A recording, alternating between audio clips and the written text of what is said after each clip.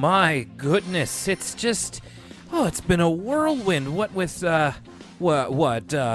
snowstorms we've been having with Valentine's Day. Valentine's Day, the Oscars, it's award season. It's a shorter month as well. My goodness, Lucas, how do we find time to do it all? I don't know. Let me tell you something. Pisces season has been crazy. Pisces season, it's been like a week, and up is down, left is right. Okay, cats and dogs living together. It's bizarro world right now. So you said Pisces season on Twitter is like everybody's wiling around now. Like what does that mean? I'm not as into astrology. I don't know. I just I said the same thing during Aquarius season. I think my new thing is just saying whatever sign season it is has people going crazy until everybody chills out. You know what I mean? So that's the new thing I'm doing. I mean, I can't call you on it, and honestly, like it sounds just professional or like just believable enough that I'm like, yeah, okay, there might be something to that. I mean, whether or not how much you put in astrology is one thing, but I'm willing to believe that that's something that people say if you just kind of throw it out there. So fair enough. So Will, off the jump, before we get into it, yeah, we gotta check back in with our old friend. He's a private investigator. Excuse me. We have a private investigator friend. You and I both know him well. His name is Detective Pikachu, P.I. We got the latest communique from our good buddy, the detective, Mr. Reynolds himself, with this new Detective Pikachu trailer. And I have to ask, Will, did you watch it? I did. You see, I feel it's kind of my duty now, because now at Patreon... It's almost... This is a Arthur podcast first, but it's a Detective Pikachu hype podcast second. It's, now that our lovely patrons have gotten us to the tier where we are going to see Detective Pikachu and are going to give our patrons a podcast about it, patreon.com/Elwood City Limits, I did feel like it was my duty to stay informed about the movie. So this time, instead of begrudgingly, I did watch the trailer that came out today, just a couple of hours ago. And what was your... How did you come down on it? What were your thoughts? So something I've been seeing a lot of people talk about is how when they've seen trailers or footage for Detective Pikachu, they kind of get this feeling of like this nostalgic feeling of like, this is what it was like when I was a kid and I was really excited to see this type of movie. You'd see a trailer in the 80s for like the Mario Brothers movie or Back to the Future, or when we were kids seeing a trailer for like Space Jam or something. It didn't matter like the quality of the movie. It was just such a spectacle. And I think this time around I have a better appreciation for the fact that it's definitely not the first Pokemon movie, but it's the first one of its kind. And realizing that this is kind of coming full circle on something that our generation has wanted to see since we were little kids, and that's, a real life representation of Pokemon, something that I wanted to see when I was a kid. So I think that helped me to put it in a bit of a different mindset and be a little bit more open to it. I don't know if my feelings now Will, so that's a very nuanced and well thought out. I think I can tell you put a lot of thought and into that take. I'll say this. There's no way this movie's going to be bad. In fact, I think this movie you could wrap up the 2018 Oscars just wrapped up. I think you could wrap up the 2019 Oscars because this movie's going to get all of them. It's going to get all the awards. I'm looking at the trailer right now. There's a live action Ludicolo. So I think move over Citizen Kane, Space Odyssey 2000 and what? Detective Pikachu is probably going to be the greatest testament to the art of film ever to happen. I'm looking at this right now. It's just literally there's like a 0-sum chance that this movie isn't. Oh my goodness! You look at friggin' Machamp, and he's stopping traffic. There's no way this movie's bad. You and I seem to always cut a good line between I'm more on the cautious optimism side, you are on the boundless optimism side. And so hopefully, I would love for this movie to be a grand slam, but I'm kind of approaching it more dipping my toe in the water. You are just jumping into the surf. Will, they put Mewtwo in it. They did. Mewtwo's in the movie. Will. They did do that. That's pretty something. That's pretty spectacular. He's the 101st Pokemon. 150th. 151st. Excuse me. Please, edit that out. I'm glad you're excited, and I'm glad that we'll be talking about it.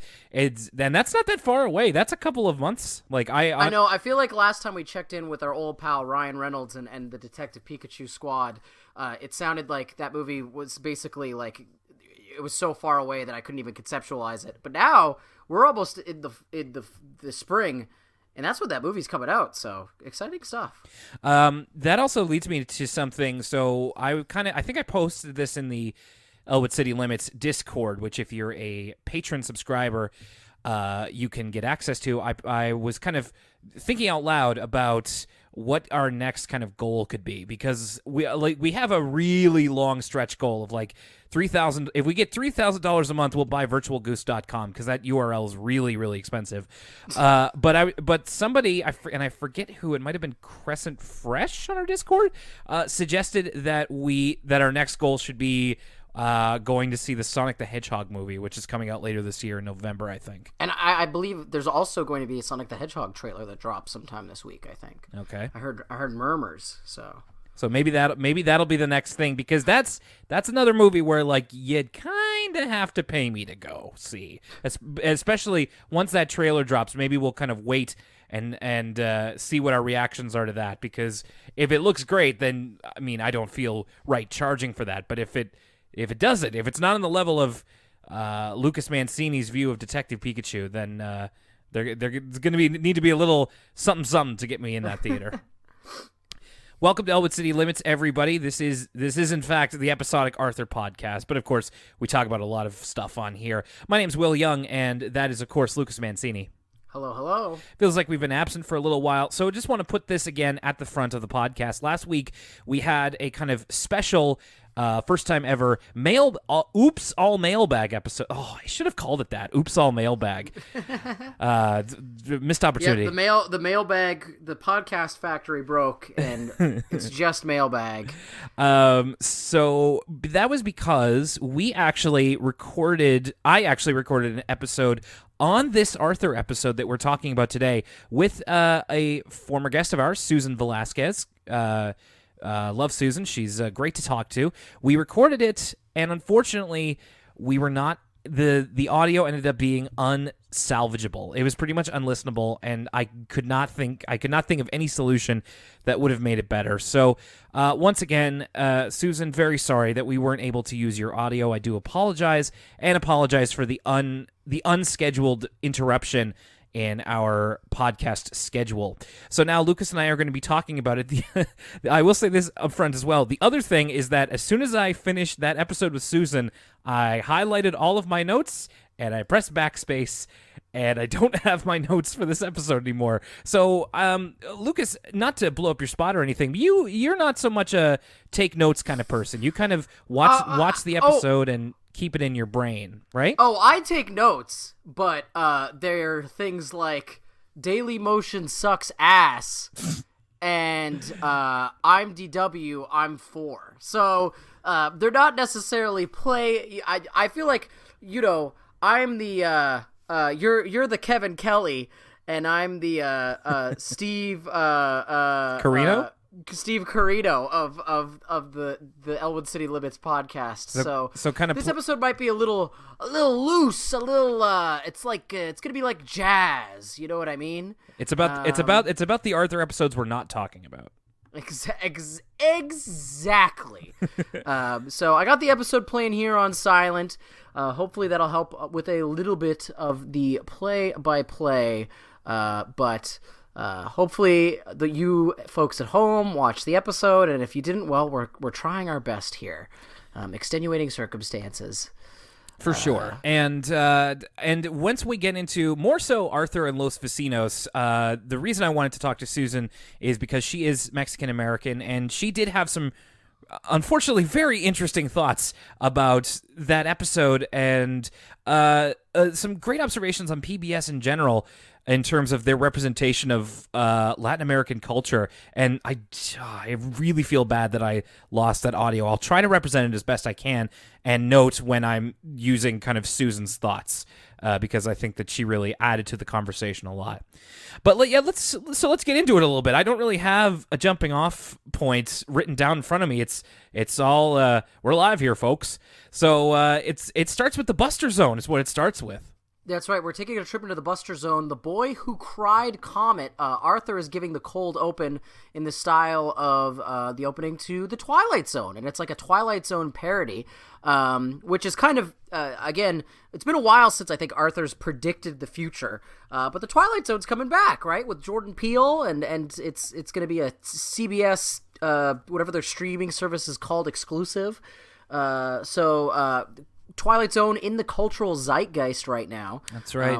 So he describes all these supernatural kind of extraterrestrial events, Mr. Ratburn being an alien, Mr. Haney being a robot. And I really appreciated this. I mean, I'm a Twilight Zone fan myself, but I thought this cold open was just weird enough and kind of a tasteful homage to the Buster Zone. And it had me already, I had completely forgotten about this episode, so it had me intrigued from the jump. What was your take, Will? So, I mean, I thought it was a very interesting way to begin the episode, and of course, no character is more related to high concept science fiction than Buster is. But my first thought was actually to the more modern take on the Twilight Zone, which is Black Mirror. And Susan and I talked about this a little bit, about how these days Buster would probably watch Black Mirror and probably believe a little bit too much of it. You know what I mean? Yeah, I mean, rightly so, because Black Mirror is basically coming to life. I mean, have you kept up with the news about like Huawei phones? Huawei? I don't know how to spell it, but no, your phone's listening to you, Will, whether you like it or not. Well, and I mean, those darn kids are always on their cell phones. Those are the real Black Mirrors, aren't they? Haven't you ever seen that tweet that's like every episode of Black Mirror? It's like, "Oi, me phone's evil." Yes, I have. I'm pretty sure. I feel like I've seen several variations on that observation, and no shade to Black Mirror. There are some really good episodes of it, but when it's and you might be able to say this at the Twilight Zone as well. I'm not as well versed in that one, but it's like when the episode's good, it's great. When it's not good, it's like not very good. I mean, the Twilight Zone, like Black Mirror's "Oi, me phone's evil" is the Twilight Zone's "I woke up and everybody was different and I was still the same." Mm-hmm. That's basically so they both have their formulas, but I mean, for the time, like Twilight Zone is like super like instrumental and ahead of its time and groundbreaking. Speaking of favorite characters, we start off the episode with Fern, who I feel like we haven't seen in a really long time. I don't think she's had a single episode to herself this season. And I was kind of disappointed because this episode kind of starts off with her, and she just kind of bookends the episode, giving us some setup about the situation that's going on, pointing out that like everything's off with Arthur. His socks don't match, his tag's outside of his shirt. She Sherlocks him. Yeah. Oh, jeez. Yeah. She. Luckily, sans like some editing with like text flying over the screen. She Sherlocks him and points out all this stuff that's wrong. Buster enters the fray, and he's all fire in the sky. He's talking about how he was abducted by aliens, or that he saw an alien last night, a UFO outside his room. And it's like a tale that grew in the telling, because he's like, well, originally it's like, I just saw a UFO, and then he saw multiple UFOs, and then no, wait, I was actually abducted and taken to this was actually very Twilight Zone as well, taken to an alien zoo where he was essentially put up in like a polar bear habitat with like a lounge chair and food and a TV, and kids like threw stuff at him and laughed at him all day. It was really high concept, like especially it's kind of creepy, like the alien animals in the space zoo are not like your typical Arthur aliens, like the ones that stole DW Snowball. They're like rats but with no pupils. They're really creepy to look at. I don't know if you paused at the zoo section, but there's a couple Easter eggs. Like Santa Claus is in the zoo. Okay. This whole zoo part is, again, like I said, really high concept. It reminded me of like Kurt Vonnegut's Slaughterhouse 5. Because I was thinking of like space zoos in popular culture. That was the only thing I could recall. But yeah, cool little imagination sequence there. Really crazy. So to prove his point that he actually did see a UFO, because none of the kids are believing, the kids are able to kind of see through Buster making up this story as he goes along. He borrows a telescope from Muffy. Well, and before we get to that, I wanted to talk to you about, because of course Arthur and Fern, they're doing this at Brain's mom's ice cream shop at this point. They don't believe him, but then old Brain comes in and he's like, well, actually, and we get Brain as the real Neil deGrasse Tyson cipher here. This is not a good Brain episode. This really does not put him in a position where I like him. And like, don't get me wrong, Brain's, he's refuting Buster, and I believe he says later in the episode, he's just like, when people who believe in UFOs make all these weird theories and they don't pay attention to science or whatever, but he's also going about it in a very smug and smarmy fashion, if you ask me. It's interesting because there was a moment in this episode where I kind of switched. Usually I'm like staunchly anti-well actually Brain, but there's a moment later on in this episode where I'm on Brain's side. And I kind of empathize with Braid's position, and we'll get to that in a second. But yeah, so Braid is like shutting down everything that Buster's putting forward. So he gets this telescope from Muffy to try and prove his point and say that he did in fact see a UFO. Some assembly required. There's all these weird component names they're reading off. When they're building the telescope. It made me wonder if these are just like, because eventually later on in the episode we realize that this isn't just a regular telescope. Like, this telescope's pretty technologically advanced. It could take pictures, it can geolocate and do the math of, there's kind of an onboard computer with the telescope. It can figure out the directory of this is unlike any telescope I've ever encountered. This is like this is highest of high tech. Like, can they even do that today? Like, can you buy a telescope that like gives you readouts, has like a computer basically installed in it? I can't imagine, but they do like have the little piece of dialogue to write this away where it's like, well, it's something Muffy bought. So it's like, I'm sure like this is some experimental like Elon Musk technology that only Muffykins can get. Yeah. They're looking at the telescope, and I wrote down, I had a note here that, so first off, Arthur gets kind of bored. He's too impatient to look at the stuff that Buster's looking at. So Buster's kind of left up looking at the telescope by himself. And then I wrote down that, like, episodes like this kind of give kids an unrealistic expectation of the power of telescopes. Like, I specifically remember as a kid, like, stuff with telescopes and microscopes in it. I always thought that, like, if you looked at a microscope, it'd be like, oh, I could see the little amoebas moving around, which, and once I got to, like, grade 10 science, I was woefully disappointed, and it just kind of looks like a blob. And the same is, I'm not super experienced with telescopes, but I can't imagine the Buster's getting a very close look at the International Space Station here, much so that he can see the people from the different countries playing cards. He's got like he's got the shotgun mic that can actually hear I into space. forgot that the telescope can let him hear them too. Annie threes, niet, goldfish. And of course, Buster loses the screw, the all-important singular screw that is going to inform the rest of his findings this episode. So, I mean, I don't know exactly how that works, but to your point, Lucas, I've never really been around a telescope, so who's to say?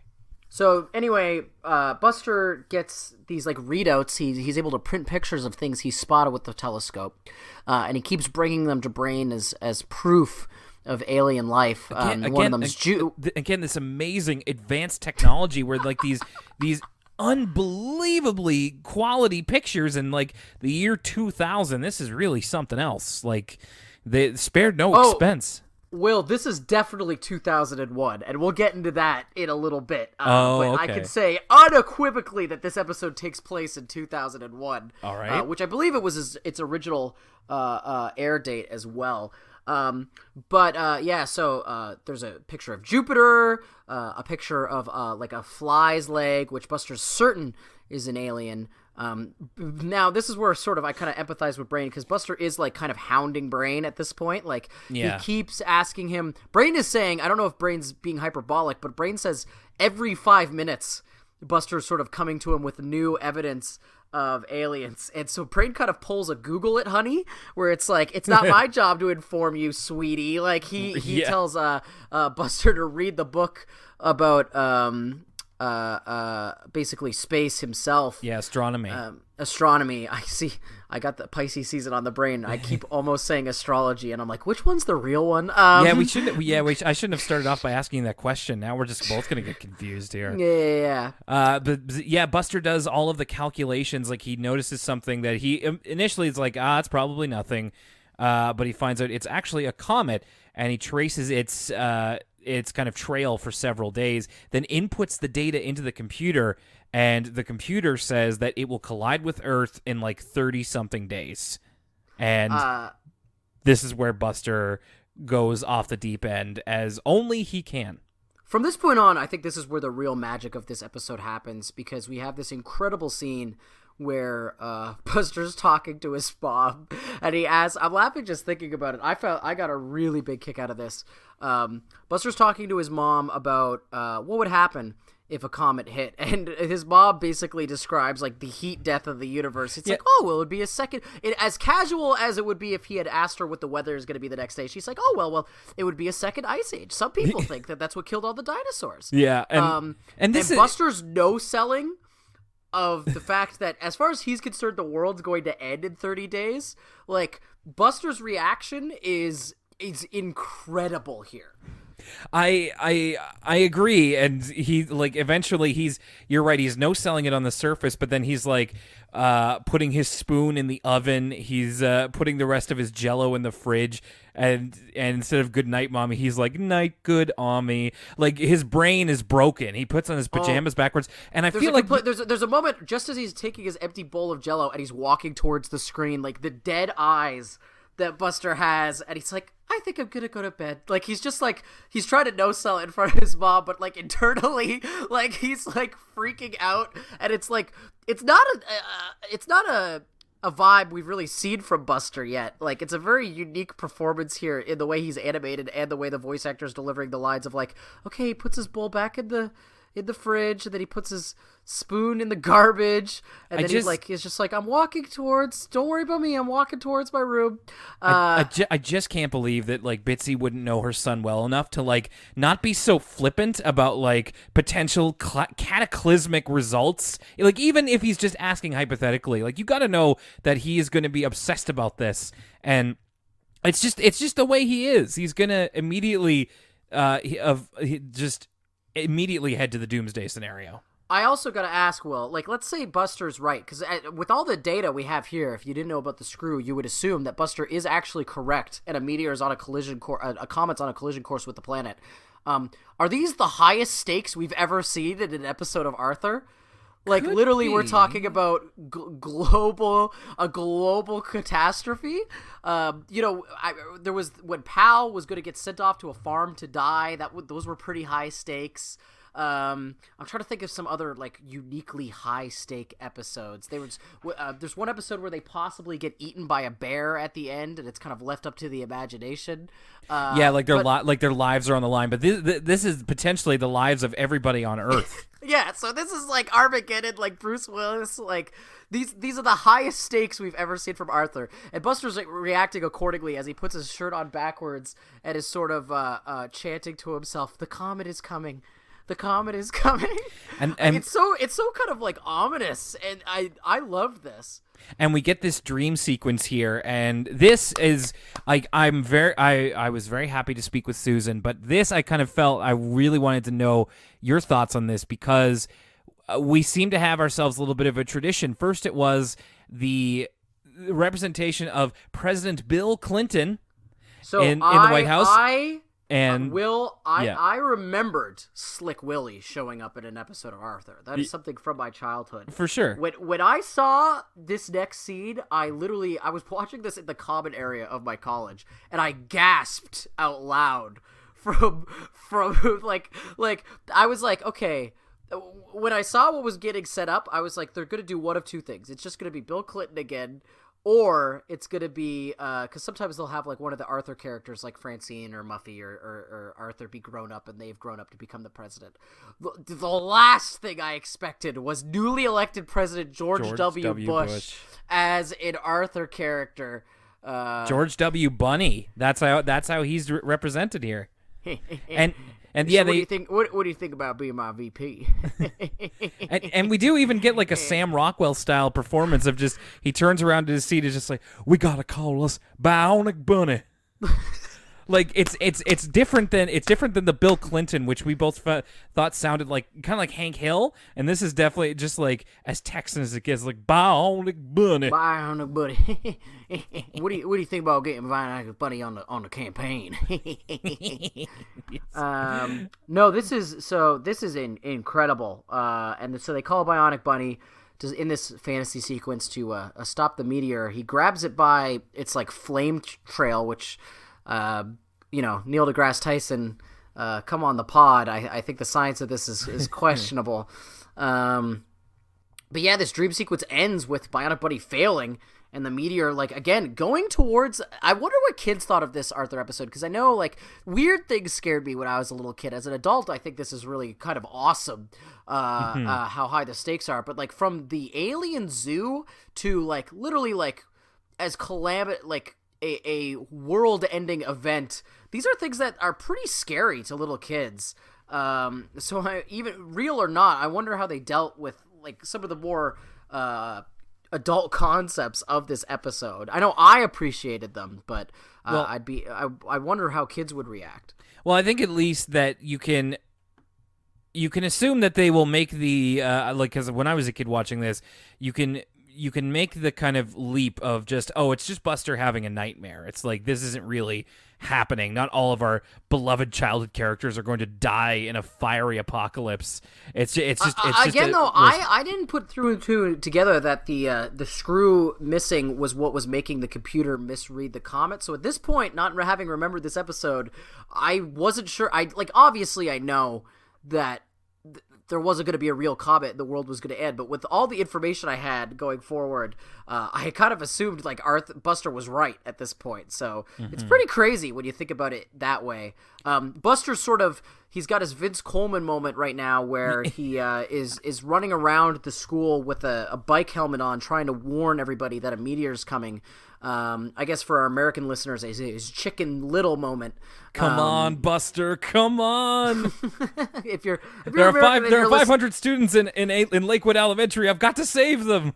If you're American and you're listening to this and you want to know about literally the most important thing that's ever happened to me and Will's town, you should look up Vince Coleman Canadian History Minute on YouTube. The Halifax explosion, it was called. Yes, Halifax explosion. Over 100 years ago now.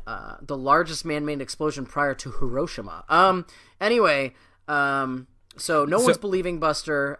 Fern is guessing that he's just lost his mind, for lack of a better term. He's unstable like Dean Ambrose. Yes, he's truly on the lunatic fringe. He enlists Brain because he knows that everybody will trust Brain. If Brain, oh my gosh, this episode, it truly is like the framing device of it being a Twilight Zone episode is pretty on the nose. Because this episode does not go the way I thought it was going to. Because we get Brain goes up into the treehouse. Buster sort of gathers all of his friends to meet at the treehouse in the middle of the night when it's cold outside. And Brain confirms Buster's readings. Brain is like, yeah, Buster's right. The world is going to end. The meteor's coming right for us. Everybody's freaking out and running in circles. Buster's happy just because he was proven right. And then... like, Fern finds the screw. Yeah. And sort of the rest of the story is kind of told in flashback of Fern explaining to Arthur and DW that she sort of blew the case wide open. Yeah. Everybody was making assumptions, but once again, Fern has figured it out. They take a bit of a turn over to the sugar bowl where Fern is relating this story, and then Buster and Brain come in because they actually Susan made the point of this is pure nepotism right here. Buster makes the front page again for Discover, and it's called the headline is "Local Cat Saver Discovers Comet," and just like, yeah, geez, wonder who wrote that headline, eh, Bitsy? And then I do like the continuity with bringing up the cat saver again, though. And I did also like Brain says they got my name wrong. They called me the Bran, which is extra bad of Bitsy because it's like it's her son's friend. It's her son's friend. You met him before.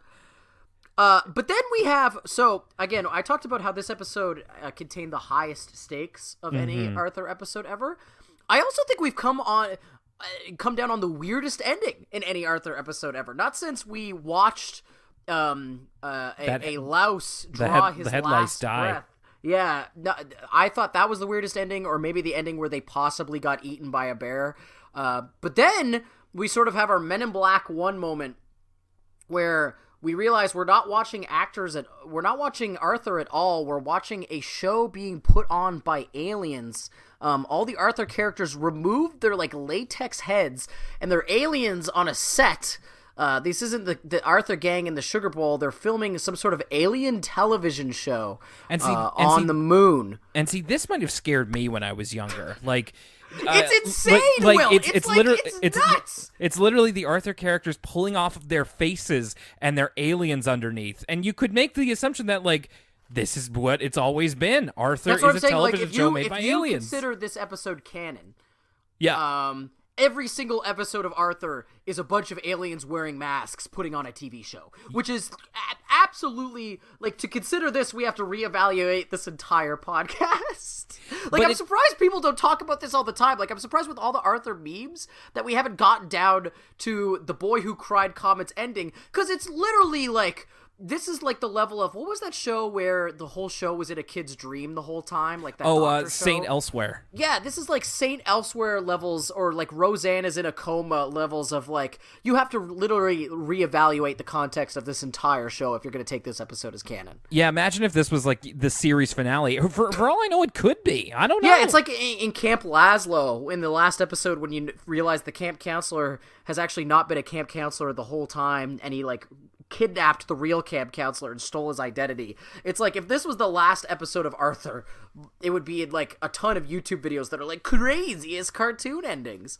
But you know what? This also, like, while I was talking about this with Susan, I kind of made the leap that I think you already have of just, like, the book ending in this episode is that it is an edition of the Buster Zone, yes. which instead of just being a cute opening, like, is actually a storytelling method on this show, which I don't know if we ever come back to it again, but I would kind of love it if we had, like, every season we had the Buster Zone episode, and it's like an Arthur Twilight Zone. I personally would adore that. Like, yeah. It's so up my alley, and it's more than the bookends too. Like, it does very much follow the sort of formula of a Twilight Zone episode, in that, like, everything's normal at the start, and by the third act, everything's, like, really been ratcheted up and is starting to get crazy. And by the very end, like, the climax, you're like, oh, everything I thought was a lie, and it's actually like this. As an homage, it's extremely effective. And in fact, like, I found myself wondering, like, why did we have postcards from Buster? We should have just done the Buster Zone as its own TV show. That would have been great. I tend to agree. I think that would have been an improvement. I don't want to disparage the good name of postcards from Buster, but I can't imagine it was as good as the Buster Zone. Yeah, don't worry.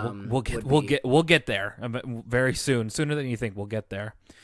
And that bafflingly is the end of that episode. And now, a word from us kids. And now, a word from us kids. That's right. You thought we were going to say a word from us, because this is usually where we take our mid-show break. But because we were watching this episode on Daily Motion, This is we actually got treated to a clip of Word From Us Kids, which I haven't seen in like 2 seasons. It's been a while. It's been a long while. Unfortunately, not a lot to talk about with this Word From Us Kids. It's just kind of kids going to an observatory at Brown University. They went, which is in Rhode Island, I believe, or possibly Maryland. I don't remember. They go to that giant observatory. I don't believe I've ever been to an observatory. Have you? No, I don't think I have either. I mean, I've seen La La Land. I also had the point here that just kind of like seeing all the kids talking about like what people do at the observatory. They look in the giant telescope and all this kind of thing. Like, it really made me think of, I remember when Jen and I were going through Star Trek: The Next Generation, and, you know, at some point we asked ourselves, like, okay, like, if we do have the Star Trek future where, you know, there's no more money and people only work for like the good of working, you know what I mean? Like, nobody has to work, but people choose to. Like, that's why people choose to go on like Starfleet and all that kind of stuff. Like, what would you want to do? And my personal question was like, I don't want to work, so I don't know. But this reminds me of like very much a Star Trek. I would just for everybody to make everybody clear, I would be one of those people that upload those top 1001 anime opening videos on YouTube. I don't know how those people find the time with full-time jobs. I assume that that's not all they do, but if I had infinite time, that's what I would become, is one of those people. There's specifically a Brazilian guy that I follow on YouTube that uploads those like top 100 anime opening videos. And that's how I would spend my post-currency time. It's a real public service, I must say. But this reminded me of like, I don't really know what it's like to be an astronomer or like to run a lookout like that one, but it just seems to me like one of those jobs that it's so pure. It's like working at a non-profit or like at a library or something. Like, I'm sure there's all kinds of like paperwork and drudgery to it that we just don't know. But from the outside, it's just like, it's, if you really love astronomy, you really love space and the stars and like calculating all that kind of stuff. Like, it just seems like such a good, pure job, one that capitalism hasn't touched. In the words of one of the kids from this Words From Us Kids, da moon. All right, and now a word from us, adults.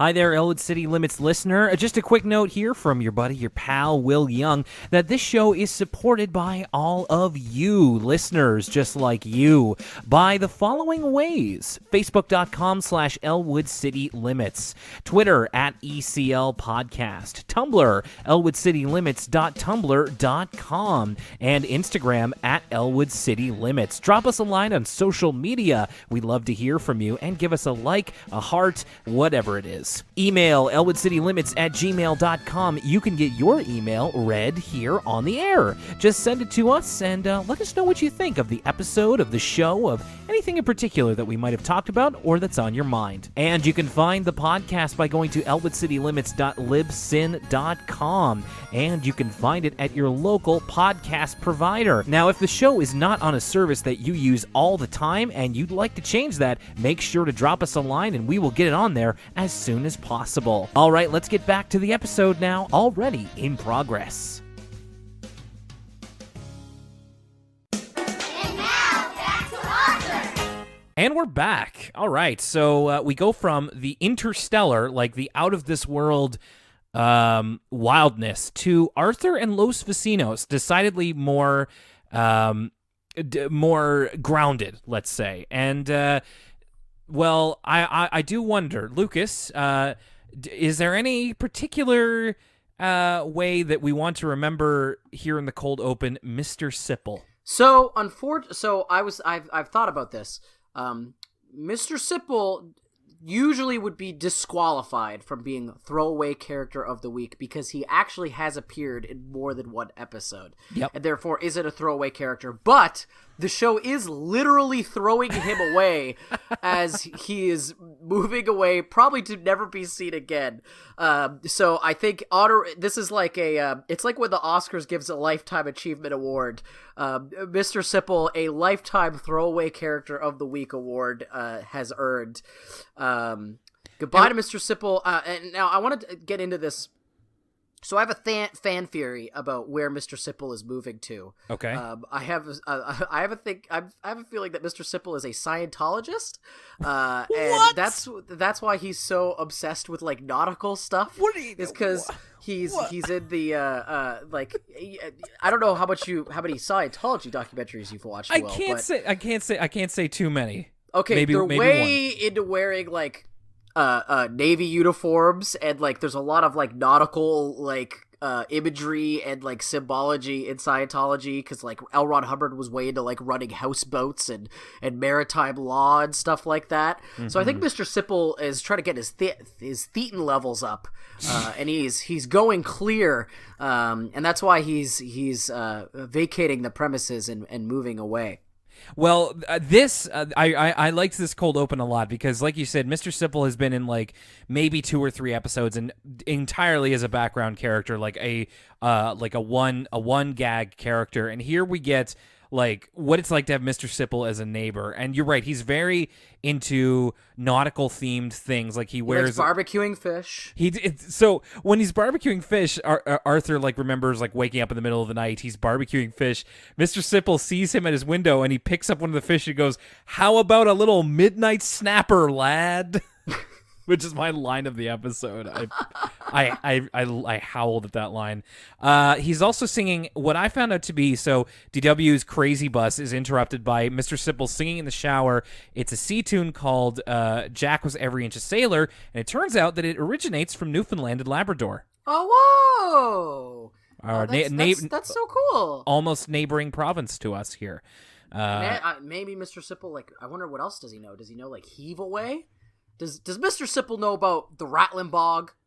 I gotta believe that he's seen Great Big Sea in concert. I mean, yeah, like Mr. Sipple, that's where he's going. He's going to the tree in the hole in the hole in the bog down in the valley-o. He's on his way there now. And so he's a little weird, but as a parting gift, he gives DW and Arthur Thelma, which is one of those those fish that are on those, like one of those robot fish that like sings a song and it sings "Row, row your boat." I gotta say, Will, as far as I've never been a guy who's like, I'm not big into Carrot Top, I'm not big into Gallagher. I kind of think most prop comedians are hacks, but something that's always gonna be funny, no matter what the context, is those robotic fish. Like, they're just hilarious. Well, and I want it to be one of the cursed ones that you see on YouTube. Those are the funniest ones for me, of just row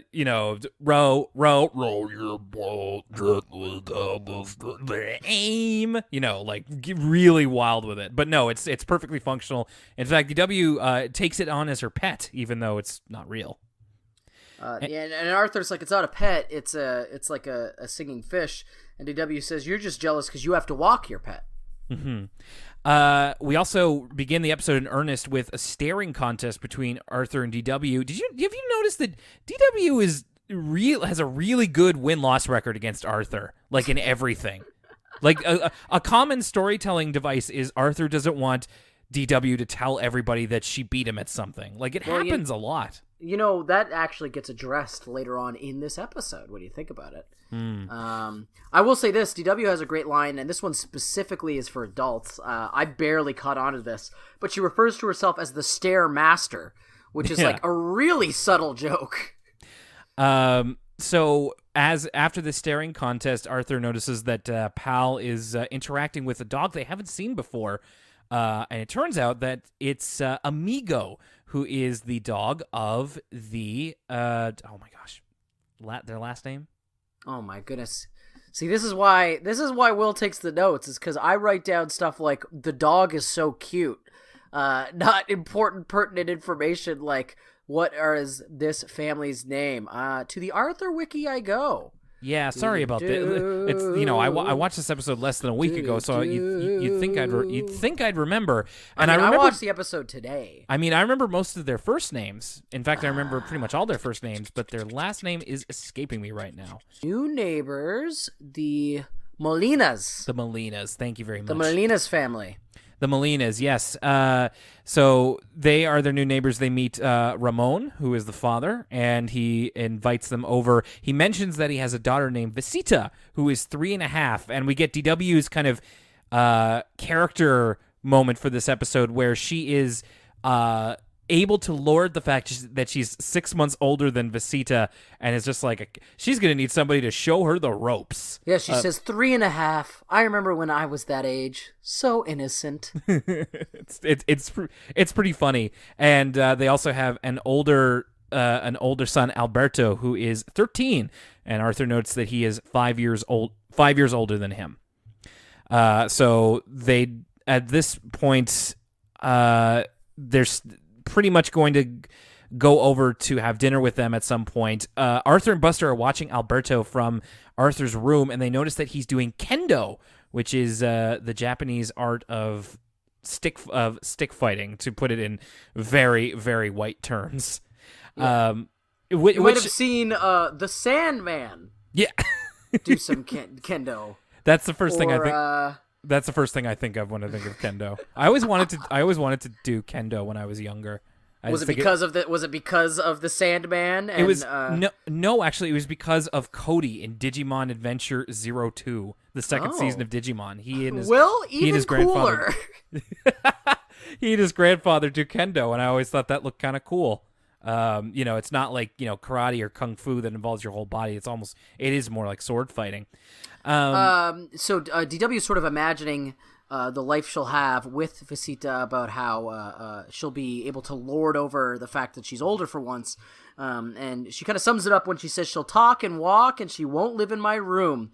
Comparing her to better Kate. better than Kate. Yeah, but this imagination sequence, you see Visita sort of like DW teaching her how to ride a bike, and DW teaching her how to blame her brother for stuff. Yeah. I wanna just actually go back to the scene of Arthur and Buster watching Alberto. There's a couple of things here I want to take note of. This is probably a good time to bring in one of Susan's points that I really enjoyed hearing from her when we first recorded. So she was talking about how PBS in general has had pretty decent to good representation of Latinx families over its history, especially when she was a kid. So not just here in Arthur, they had shows like Dragon Tales and Maya. I was going to say literally everything I know about the Spanish language, and this is no exaggeration, like everything I know about Spanish, I know from Dragon Tales. And I'm like Canadian. We live as pretty much, here in Nova Scotia, where we're from, we don't have the same kind of connection to Spanish and Hispanic culture as a lot of people in the States do, because we don't border Mexico like they do. So, a lot of our shows, the way there would be like a character that is represented by that, they would be represented by like a French character, or we would learn about the French language on Canadian TV. But because I watched so much PBS as a kid, and because PBS is American, like I learned a little bit of Spanish, and it's purely from shows like Dragon's Tales. Dragon Tales, Maya and Miguel was another one that she noted there, and there have been other examples. I'm afraid I can't remember them exactly, but PBS has had good representation of that culture, and that continues here. And I think it's appropriate in Arthur, of course, which is all about representing people of different walks of life.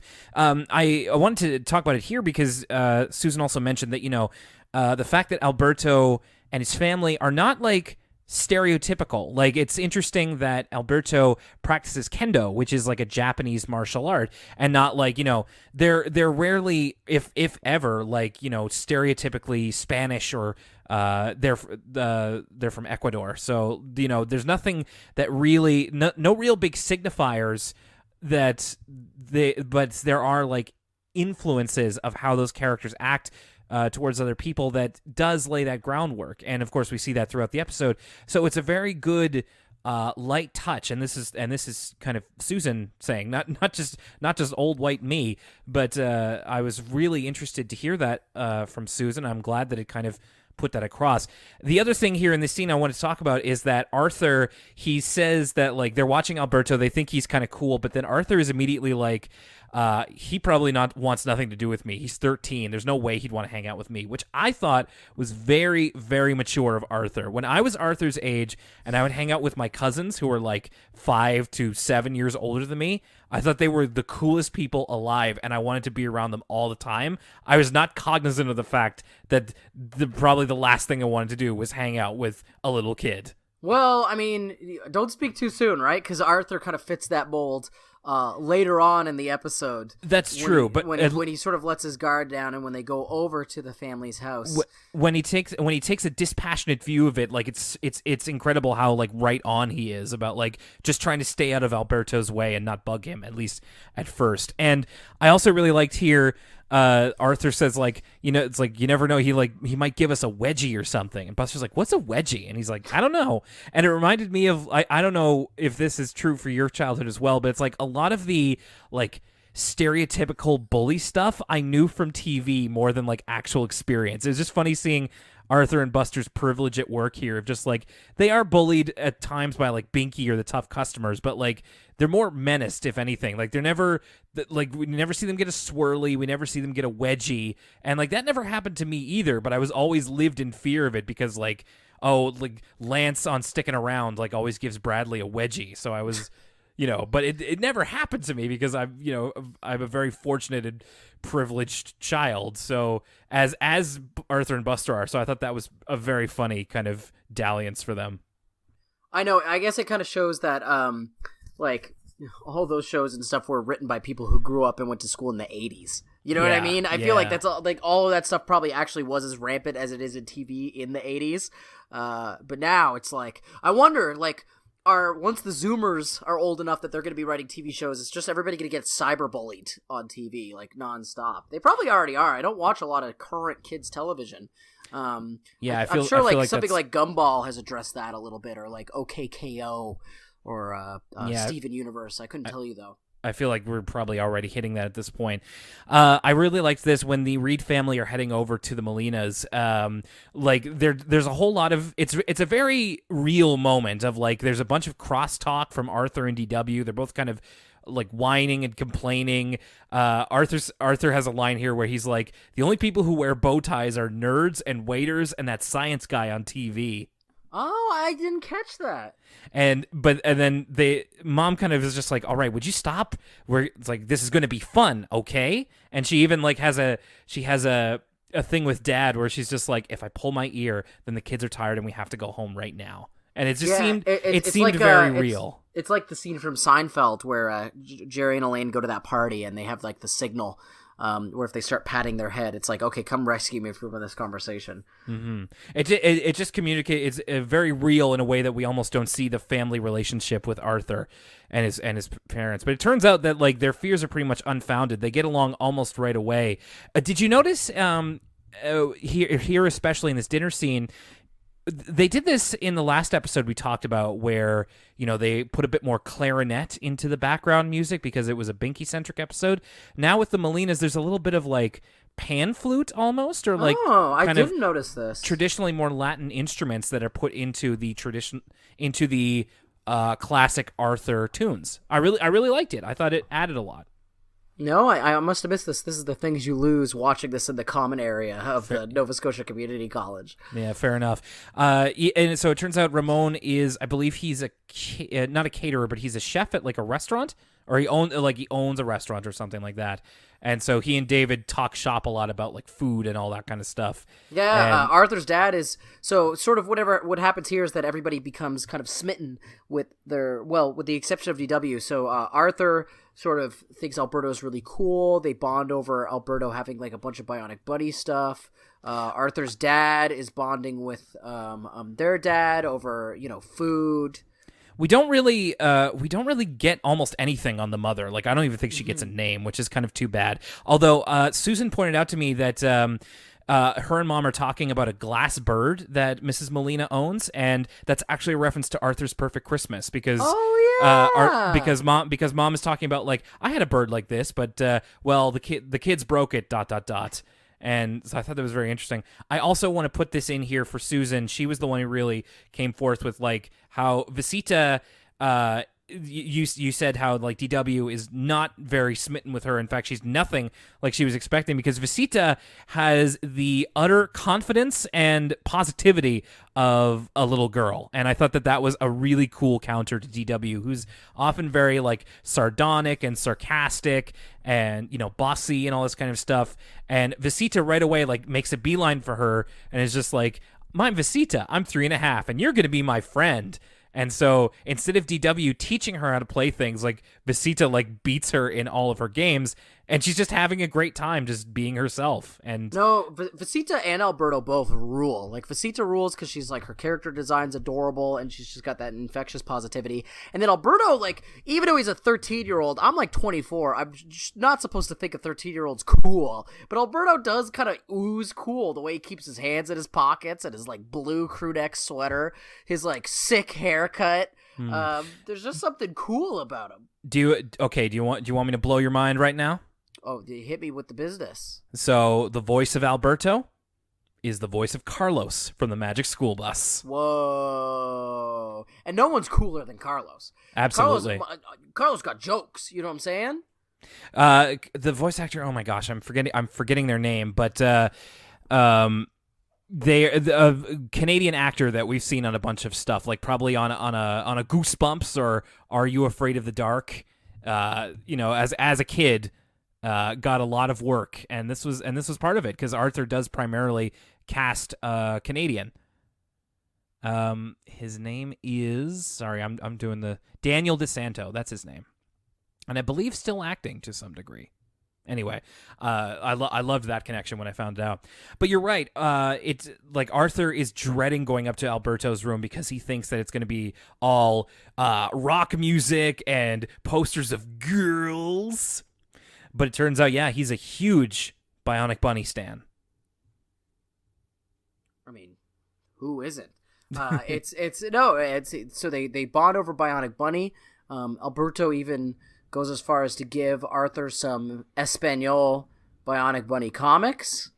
And sort of DW, the tables have turned. DW's eager to leave because her expectations were not met, but Arthur is like surprised, and he's sort of he thinks like Alberto's the coolest, and he like compliments Alberto. Alberto's like, "Thanks, whatever." And then like Arthur's like, "Oh my gosh, he's so cool." He's not mean though, and I appreciated that throughout the episode, is that Alberto, is a fairly typical teenage boy. He's kind of like, especially like coming off the 90s, he's like kind of disaffected, playing it cool, but he's nice to Arthur, and in fact he gives him some of his Spanish Bionic Bunny comic books. And one of them featuring Tortuga Mala, who is the train that is the giant tortoise that is a train, which I thought was really cool. Anyway, I liked this. Like he could have been like, he like annoyed by Arthur at like one point, make fun of him or something. But no, he's just a nice older kid. So we get to DW and oh my goodness, Visita, excuse me. DW and Visita are hanging out. And we get this great line from DW where she goes, "The secret to a good flip is knowing the right time to start flipping." But then Visita bouncing on the trampoline like completely schools DW. It's like in Mario and Sonic at the Olympic Games when you get like perfect on the mini game and like Waluigi's doing triple backflips.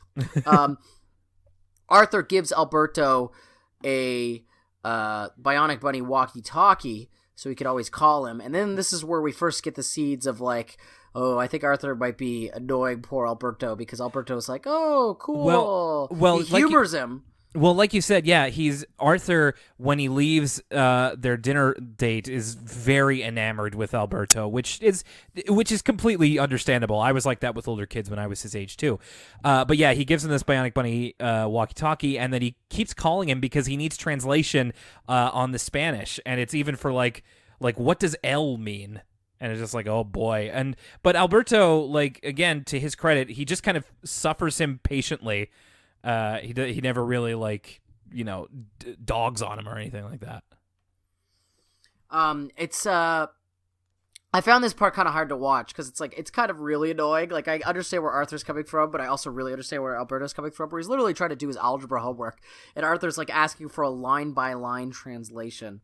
Yeah. It's a little cringy, but Again, Alberto lets him off easy. He's not mean about it. But rooted in realism. Like I saw a lot of myself in Arthur in this episode. I mean, same here, and that's why it had me cringing. Fair enough.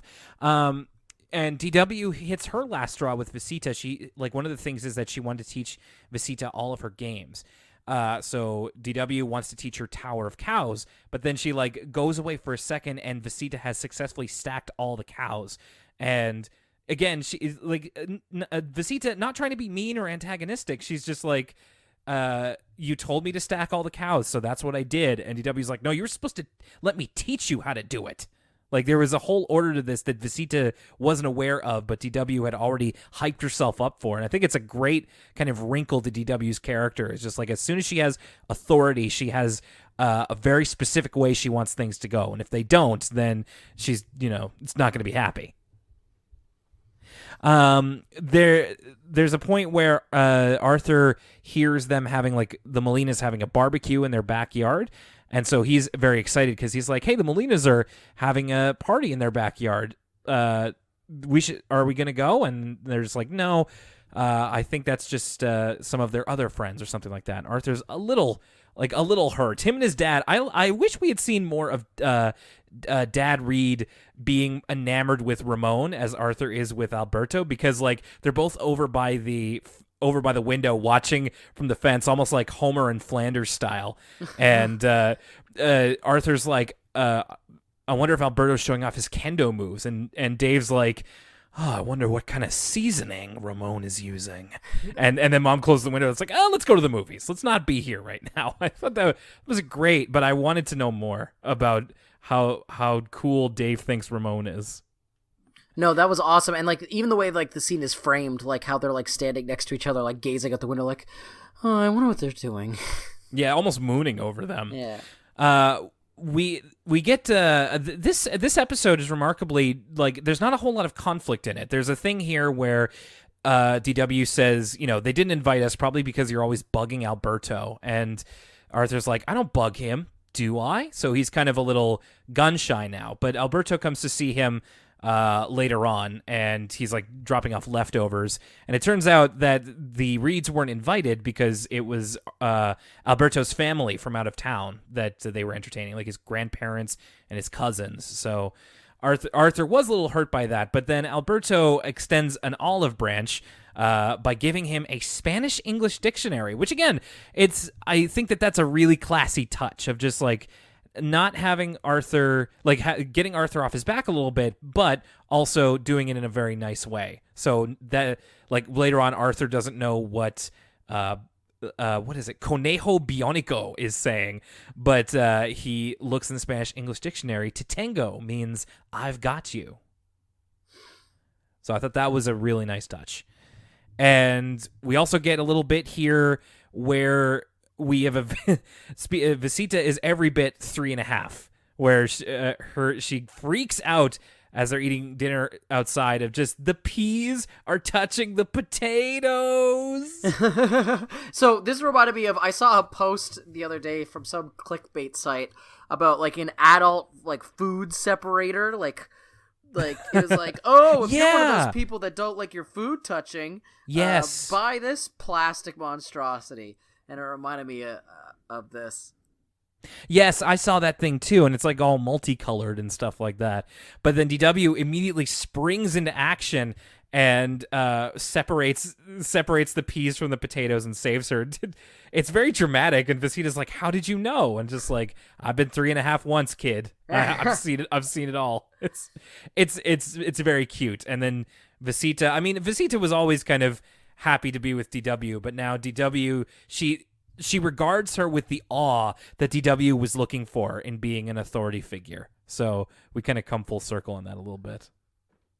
And that's pretty much the end. Oh, excuse me. No, it's not. Because we get one more interaction between Pal and Amigo. And right. This is actually what ends the episode here. It's Amigo teaching Pal how to bark in Spanish, and Pal vice versa for Amigo in English. So, wow is the Spanish dog bark. I always love how in different languages they they translate animal sounds differently as well. Right. What is there's the French cat one is really weird. It's like it's meow, like Miaou, and then like in Japanese it's Nyan. Yes. Nyan. But yeah, I kind of just say Amigo is so cute, like his big old jowls. I just want to shake him. He looks like a good boy, and his voice is very reminiscent of like Cheech Marin. It's or George Lopez. Yeah, it's not quite as like, it's not like Cheech and Chong level of like that level of Spanish accent, but I think it's inspired by that a little bit. And I do like how Amigo and Pal are appropriately friends, and I do believe Amigo does return in later episodes, so this isn't the last we'll see of him. And that's pretty much the end. That's the end of the episode right there. Again, I'm following along with this live. This is I'm surprised I was able to remember as much of my notes as I could. Lucas, let's turn it back here to The Boy Who Cried Comet. Now, I'm interested in your thoughts on this. The Boy Who Cried Comet rules. It's sick. It is it's basically just an Arthur episode that's a Twilight Zone episode, and it's weird and crazy. Like, at one point, like, if you believe the episode, given its own internal logic, you think the world's going to end. And also, it has probably the nuttiest Arthur ending ever. And it's a Buster episode. I kind of wish Fern, like, played into it a little bit more. Like, maybe instead of Arthur being the one that's, like, bouncing back and forth, or Brain being the one bouncing back and forth with Buster, it would be, like, Fern. I think that'd be a more fun episode combo. But besides that, like, non-stop thrill ride from the alien zoo dream sequence to Buster's mind being blown, realizing that the Earth was about to end. I loved The Boy Who Cried Comet. I'm glad you did, and I can definitely see why. I'm not as passionate about it as you are, but I do think there's a lot of good going for it. Especially kind of talking about it with you here. It is very imaginative. This is the type of weird Arthur that I've been kind of wanting to be more of a thing. I love the concept of the Buster Zone. And I think it plays to a side of Buster we don't always see, the more conspiracy theorist side of him. And I thought, it's a fun little episode. It's not my favorite anything, but I did really like the kind of twists and turns that it took. And like once it all kind of clicked together of like, oh, this is actually an episode of the Buster Zone. It's not like a normal Arthur episode. It ended up making a lot more sense, which I wish I had thought of when I was 11 years old or something. Arthur and Los Vecinos, I said as much with Susan, and I believe she also echoed the fact that she liked both of these episodes, if I remember correctly. I would go so far as to say I love Arthur and Los Vecinos. I think it's a terrific episode. Again, I want to try and not repeat myself in this podcast because, my goodness, there's like 20 plus seasons of the show. But we have said before that when Arthur's at its best, it's when it's representing different walks of life, and I feel like it really did it well here. I love the Molinas. They are not stereotypical or like insulting, or even I think the other side of that is if they're just kind of not interesting at the risk of not offending anyone, but instead they manage to have a light touch with how they're represented as Latin American, and you get a feel of their culture. But they're still very interesting characters. Visita's great. Alberto's great. I like what we saw of Ramon. I like Amigo. I wish we had seen more of the mother because she doesn't even get a name. But I hope that we will in later episodes. And I also liked how this was a fairly... I mean, Lucas, you talked about how The Boy Who Cried Comet is very high stakes. This was very low stakes. There was almost virtually no conflict. It was all about introducing these new characters. But I liked that. I liked when Arthur is a bit quieter. It's a bit more realistic. And it's all about kind of just showing very realistically how a young boy or a young girl in DW's case would act in this kind of a situation. And I loved it. I really think this is one of my favorite episodes, not just this season, but maybe of Arthur in general that I've seen. When you put it that way, Will, it's interesting. Like, I think these two episodes are exemplary of the things I like about Arthur so much. You know, when we first got into this podcast, I talked a lot about how I was excited for the really weird Arthur episodes, like whenever we used to compare things to David Lynch, or when Arthur gets really strange and out there. And I still love that stuff. And that's The Boy Who Cried Comet is a classic case of like weird Arthur. But I think Arthur and Los Vecinos is a great example of the other types of Arthur episodes that are the best the show has to offer. Something like Grandpa Dave's Old Country Farm, or when Arthur could be, a very slice of life show, but do it in such a nuanced and talk about these adult concepts in such a subtle way. A big thing that we talked about early in the podcast was talking about how, Arthur's friend group all come from different sort of cultural and economic backgrounds, and it's not really something that's like super focused on. There'll be an episode here and there about how like Brain celebrates Kwanzaa, but Buster just lives in an apartment building with his single mom, and Francine and her sister share a room, and this is something that's never really beaten over the head, but it's just a part of the show. And it's like, well, that's because it's a part of kids' lives. Like, that's reality, is that people come from different economic backgrounds, and it's something I've always prided this show on.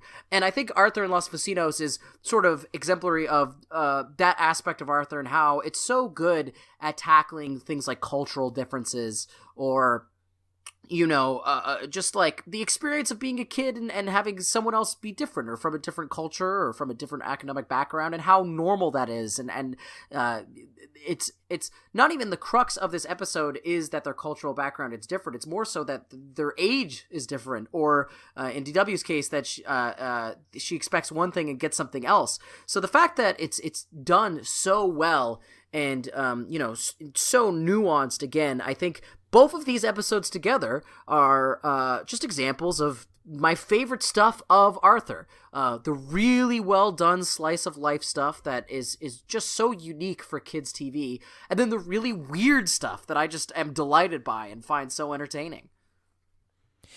I think that's a really great point, Lucas, and that kind of makes me think, like, in that sense, I feel like you could probably put up this episode as like one of the episodes to watch if you've never seen Arthur before. Like as a pairing, definitely. Like, this is like a 1-2 punch. Like, it's as if like Grandpa Dave's Country Farm was matched with like the one where the snowball goes missing. Like, it's that level of you must watch. I think that would be a very interesting filibuster for us to do on Patreon sometime, is for us to do a list of our top 5 essential Arthur episodes, like the episodes that both, like, with both stories in them. Like, which ones are the ones that if you were showing it to somebody who had never seen Arthur before, who knows nothing about the show, what would you say represents it best? And I'd say this is probably in the running for one of them. I think that's an interesting thought experiment that I'd like us to go down sometime. So maybe look out for that sooner rather than later. I don't know. But yes, I agree. This was a tremendous episode, and glad to be here. And I dare say that's Los Vecinos is a front runner for me. But we'll have to wait and see as we run along through season 6 here. Lucas, we wish you nothing but the best in terms of your school schedule. I know that this is probably a very busy time of year, and it will only continue to ramp up. It's so crazy. I have my sister's birthday tonight. And that's going to be a small reprise from, non-stop schoolwork basically this week. I'm not sure how I'm going to get it all done, but it has to get done. So wish me luck. Yeah, you will. We believe in you, and you can do it. Hey, if you want to send Lucas some encouragement for his continued studies, you can follow him on Twitter. Where are you on Twitter, Lucas? Oh, yes. So right now I have a locked Twitter account, but I usually accept all requests. It's just because I'm about to be on the job hunt, and I know I don't say anything particularly spicy, but my tweets are pretty weird.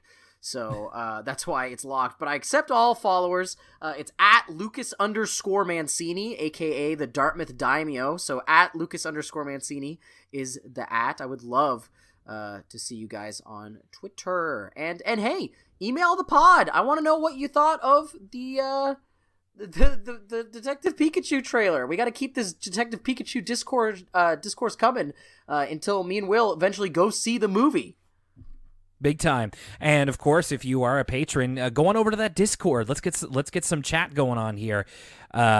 We'd love to hear from you. And if you want to follow me on Twitter, I also have a private account, just to kind of keep it on the low key. But hey, I would always be willing to welcome in a listener of the show. I am at I'll spell it. It says William Y, but it's WILLYUMWHY, and my Twitter name is Gravy Smith right now. So you can look out for that. Feel free to follow us, and of course, follow us and show us some love on all of our social media platforms. Coming up next time on Elwood City Limits, I think we're about at the halfway point of season 6, or at least very close to there. And next time we'll be talking about Citizen Frensky and DW's backpack mishap. Is Francine gonna like destroy a room? Oh man, I hope there's a reference to that. Like I would really love it. Like one of the greatest room destroying scenes of all time. This is a very Lucas and Will thing, but like more so than other people. Like there's so much to talk about when it comes to Citizen Kane. Like the big cultural touchstones are like Rosebud and like other stuff. Me and you always just talk about him messing up that room. Well, because it's just this old man stiff-arming things, and it's just like, it's so great. Go on YouTube and look up the Citizen Kane, like, room-destroying scene. It's tremendous. I would hope so, even outside of context. I should watch that again, actually. I'll need to bring that up very soon. All right, so we hope to be right back at you sooner rather than later. And of course, if you want to never be interrupted in your weekly dose of Elwood City Limits, there is that Patreon as well. And I'll stop talking about it for at least another week. My name's Will Young, and for Lucas Mancini, call the veteran. I might need a rabbit shot. We will see you next time.